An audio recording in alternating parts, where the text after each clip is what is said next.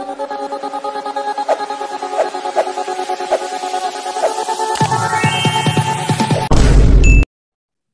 Hello viewers, நம்ம இன்னைக்கு இந்த வீடியோவில் எந்த விஷயத்தை பற்றி பேச போகிறோம், யாரை பற்றி பேச போகிறோம் அப்படின்னு சொல்லிட்டு கேட்டோம் அப்படின்னா, பிசிசிஐ இருக்கையா பிசிசிஐக்கு மும்பை உயர்நீதிமன்றம் கிட்டத்தட்ட 538 கோடி ரூபா ஃபைன் அப்படின்றது போட்டிருக்கிறது.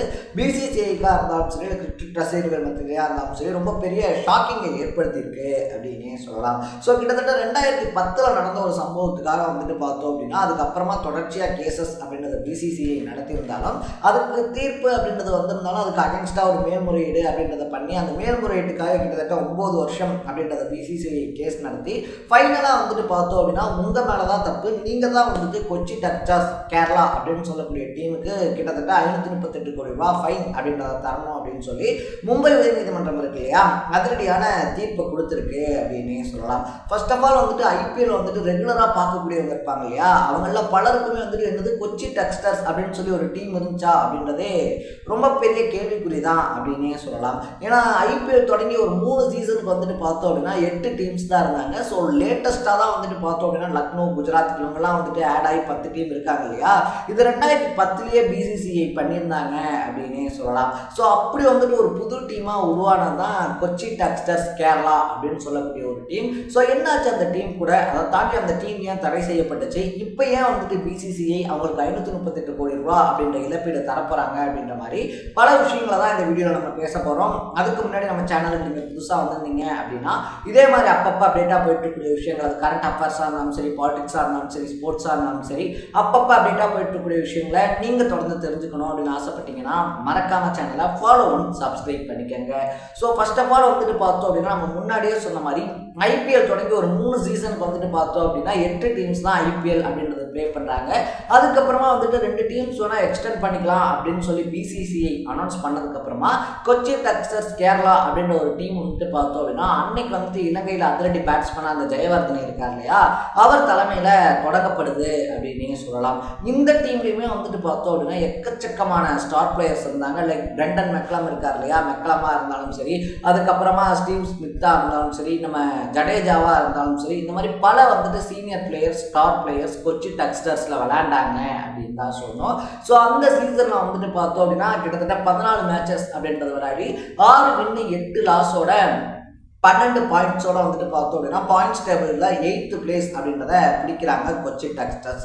ஸோ தொடர்ந்து ஐபிஎல் நடந்துகிட்டு இருக்கும் போதே பார்த்தோம் அப்படின்னா கொச்சி டக்ஸ்டர்ஸ் கிட்ட பேங்க் இருக்கு இல்லையா, பேங்க் பார்த்தோம் அப்படின்னா எல்லா ஐபிஎல் டீம்ஸ்க்குமே ஒரு ஐடென்டிட்டி மாதிரி தருவாங்க. ஸோ அந்த பேங்க்ஸ் கிட்ட இருந்து பார்த்தோம் அப்படின்னா அந்த ப்ரூஃப் அப்படின்றத வாங்கி கொடுங்க அப்படின்னு சொல்லி தொடர்ந்து கொச்சி டக்ஸ்டர்ஸ் கேட்டிருக்காங்க. பட் கொச்சி டக்ஸ்டர்ஸ் என்ன சொல்லியிருக்காங்க அப்படின்னு சொல்லி பார்த்தோம் அப்படின்னா, எங்களுக்கு இன்னும் கொஞ்சம் டைம் வேணும், செப்டம்பர் 21 நாங்கள் அதை வாங்கி தரோம் அப்படின்னு சொல்லிட்டு சொல்றாங்க. பட் அதுக்கு பார்த்தோம் அப்படின்னா பிசிசிஐ ஒத்துக்கவே கிடையாது. ஸோ பேங்க்ல இருந்து நீங்க உத்தரவாதம் அப்படின்றத வாங்கி தரல அப்படின்னா உடனடியாக நாங்கள் உங்களுடைய டீமை ரத்து செய்யணும் அப்படின்னு சொல்லிட்டு அதிரடியான ஒரு அறிவிப்பு அப்படின்றத அறிவிக்கிறாங்க. ஸோ இது கொச்சி டக்ஸ்டர்ஸ் இருக்காங்க இல்லையா, அவங்க கொஞ்சம் கூட எதிர்பார்க்கல அப்படின்னே சொல்லலாம். சரி, ஓகே, நம்ம சட்டப்படி போய்க்கலாம் அப்படின்னு சொல்லிட்டு தீர்ப்பாயத்தில் போயிட்டு என்ன பண்றாங்க அப்படின்னு சொல்லி பார்த்தோம்னா முறையிடுறாங்க. இந்த மாதிரி நாங்கள் கொஞ்சம் டைம் கேட்டோம், அந்த டைம்குள்ள தந்துடுறோம் அப்படின்னு சொல்லி தான் சொன்னாங்க. பட் அதுக்குள்ளேயே பார்த்தோம் அப்படின்னா எங்கள் டீம் இருக்கு இல்லையா, எங்கள் டீமையும் ரத்து பண்ணிட்டாங்க, இது நீங்கள் தான் கேட்கணும் அப்படின்னு சொல்லி சொன்னதுக்கு அப்புறமா அந்த கேஸ் நடக்குது. 2015 என்ன தீர்ப்பு வருது அப்படின்னு சொல்லி பார்த்தோம் அப்படின்னா, உங்கள் மேலே தான் தப்பு, அதாவது பிசிசிஐ இருக்காங்க இல்லையா, உங்கள் மேலே தான் தப்பு. ஸோ நீங்கள் தான் கொச்சி டக்ஸ்டர்ஸ் அன்னைக்கு கிட்டத்தட்ட 500 கோடி ரூபா அப்படின்றது இழப்பீடு தரணும் அப்படின்னு சொல்கிறாங்க. இதை எதிர்த்த பிசிசிஐ பார்த்தோம் அப்படின்னா அங்கேருந்து மும்பை உயர்நீதிமன்றம் இருக்கு இல்லையா, அங்கே கேஸ் அப்படின்றத கொண்டு போகிறாங்க. அங்கே கொண்டு போய் கிட்டத்தட்ட ஒரு 9 வருஷமாக அந்த கேசஸ் அப்படின்றது நடக்குது. அந்த கேஸ் முடிவு வரதுக்குள்ள 2 புது டீம்ஸ் பார்த்தோம் அப்படின்னா ஐபிஎல்ல ஜாயின் பண்ணிட்டாங்க. அந்த டீமில் விளையாண்ட பல பிளேயர்ஸ் பார்த்தோம் அப்படின்னா பல கிடையாது, முக்காவாசி பிளேயர்ஸ் T20 கிரிக்கெட் ஃபார்மேட்லேருந்தே கிரிக்கெட்லேருந்தே ரிட்டையர்மெண்ட் ஆகிட்டாங்க. ஸோ இப்பயுமே அந்த கேஸ் அப்படின்றது நடந்துகிட்டு இருந்துச்சு அப்படின்னே சொல்லலாம். மும்பை உயர்நீதிமன்றமும் வந்துட்டு பார்த்தோம் அப்படின்னா மறுபடியும் வந்துட்டு பிசிசிஐ மேலே தான் தப்பு. ஸோ நீங்கள் தான் வந்துட்டு கொச்சி டெக்ஸ்டைல்ஸ் டீமுக்கு இழப்பீடு தரணும் அப்படின்னு சொல்லி ஒரு அதிரடியான தீர்ப்பு அப்படின்றத கொடுத்துருக்காங்க. ஸோ இதனால் பிசிசிஐ பார்த்தோம் அப்படின்னா ரொம்ப பெரிய இடர்பாடுகளில் சிக்கியிருக்கு அப்படின்னே சொல்லலாம். இந்த தீர்ப்பை கொஞ்சம் கூட பிசிசிஐ எக்ஸ்பெக்ட் பண்ணலை அப்படின்னு சொல்கிறாங்க. ஸோ இப்படி தீர்ப்பு வந்ததுனால வந்துட்டு பார்த்தோம் அப்படின்னா இன்னும் இந்த கேஸ் இருக்கு இல்லையா, அது நீங்கள் வேணால் சுப்ரீம் கோர்ட்டுக்கு கொண்டு போகலாம் அப்படின்னு சொல்லிட்டு ஒரு 6 வார கால அவகாசம், அதாவது 1.5 மாத டைம் அப்படின்றது பிசிசிஐ கொடுத்திருக்காங்க. கண்டிப்பா வந்துட்டு பார்த்தோம் அப்படின்னா பிசிசிஐ இருக்காங்க இல்லையா, இந்த கேஸை சுப்ரீம் கோர்ட்டுக்கு கொண்டு போவாங்க அப்படின்னு எக்ஸ்பெக்ட் பண்ணப்படுது. ஸோ இந்த இஷ்யூ வந்துட்டு வெளியானதுக்கு அப்புறமா வந்துட்டு பார்த்தோம் அப்படின்னா பலருமே வந்துட்டு என்னங்க ஒரு பேங்க் உத்தரவாதம் தரல அப்படின்னா வந்துட்டு ஒரு டீமையே சஸ்பெண்ட் பண்ணுவீங்களா அப்படின்னு சொல்லிட்டு ஒரு கொஸ்டின் வச்சுக்கிட்டு இருக்காங்க. அது மட்டும் இல்லாமல் வந்துட்டு பார்த்தோம் அப்படின்னா ஒரு நாளைக்கு பிசிசிஐல இருக்கக்கூடிய ஊழியர்கள் இருக்காங்க இல்லையா, அதாவது ஆஃபீஸர்ஸாக ஒர்க் பண்ணவங்களா இருக்கக்கூடியவங்களா இருந்தாலும் சரி, இல்லை ஹையர் அத்தாரிட்டிஸாக இருந்தாலும் சரி, அவங்களுக்கு ஒரு நாள் படியாகவே வந்துட்டு பார்த்தோம் அப்படின்னா 10,000 ரூபாயிலேருந்து 40,000 ரூபா வரைக்கும் வழங்கப்படுது அப்படின்னு சொல்லிட்டு நியூஸை ஸ்ப்ரெட் பண்ணிவிட்டு அதுவும் ரொம்ப பெரிய டாக்காக வெடிச்சிருக்கு அப்படின்னே சொல்லலாம். ஏன்னா பிசிசிஐயில் வந்துட்டு பார்த்தோம் அப்படின்னா நிறைய எம்ப்ளாயீஸ் இருப்பாங்க, அதை தாண்டி சீனியர் ஆஃபீஸர்ஸ் இருப்பாங்க, அத்தாரிட்டிஸ் இருப்பாங்க.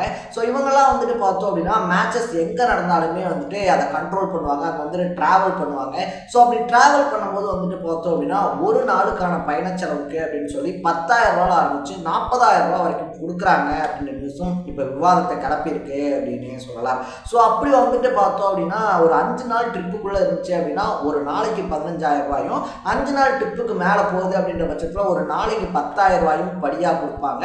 ஐபிஎல் சீசன்ஸில் மட்டும் வந்துட்டு பார்த்தோம் அப்படின்னா கிட்டத்தட்ட 60-70 மேட்சஸ் அப்படின்றது நடக்கிறதுனால அந்த 2.5 மாதத்துக்குள்ளே வந்துட்டு பார்த்தோம் அப்படின்னா ஒவ்வொரு எம்ப்ளாயுமே குறைஞ்சபட்சமாக வந்துட்டு 7,000-8 லட்சம் ரூபா வரைக்கும் சம்பாதிப்பாங்க அப்படின்னு வந்துட்டு சொல்லப்படுது.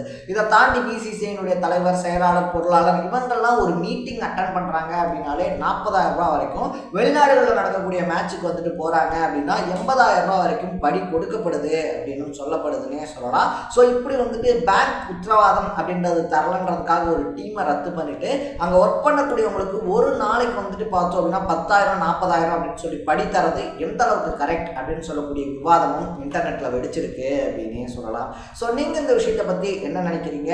யார் மேல தப்பு? பிசிசிஐ பண்ணது சரியா தப்பா அப்படின்றத பத்தின உங்களுடைய பாயிண்ட் ஆஃப் வியூ என்ன அப்படின்றத கமெண்ட்ல போட்டு இதே மாதிரி அப்பப்போ அப்டேட்டா போயிட்டு இருக்கக்கூடிய விஷயங்கள், அது கரண்ட் அஃபேர்ஸாக இருந்தாலும் சரி, பாலிடிக்ஸாக இருந்தாலும் சரி, ஸ்போர்ட்ஸாக இருந்தாலும் சரி, அப்பப்போ அப்டேட்டாக போயிட்டு இருக்கக்கூடிய விஷயங்களை நீங்கள் தொடர்ந்து தெரிஞ்சுக்கணும் அப்படின்னு ஆசைப்பட்டீங்கன்னா மறக்காம சேனலை ஃபாலோ பண்ணி சப்ஸ்கிரைப் பண்ணிக்கோங்க. நாளைக்கு இதே மாதிரி இன்னொரு இன்ட்ரெஸ்டிங்கான வீடியோட சந்திக்கலாம். டடா, பை பை.